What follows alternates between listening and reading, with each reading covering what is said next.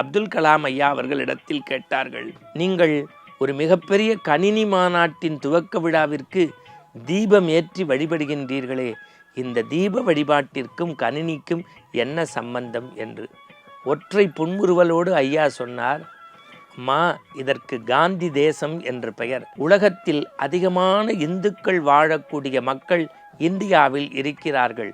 ஆனால் குறைந்த சமூகமாகிய கிறித்துவ சமூகம் வாழக்கூடிய இந்த இந்துக்கள் நாட்டில் அவர்கள் ஏற்றக்கூடிய தீபம் மெழுகுவர்த்தியை ஆலயங்களில் ஏற்றி வழிபடுவார்கள் கிறித்தவ பெருமக்கள். அதையும் விட சராசரியில் குறைவாக இருக்கக்கூடிய இஸ்லாமியராக பிறந்த என் கையில் தேவாலயங்களில் பயன்படுத்தக்கூடிய மெழுகுவர்த்தியை கொடுத்து இந்துக்களின் தீபத்தை ஏற்றுங்கள் என்றால் இதுதான் எங்கள் இந்து தேசத்தின் பெருமை.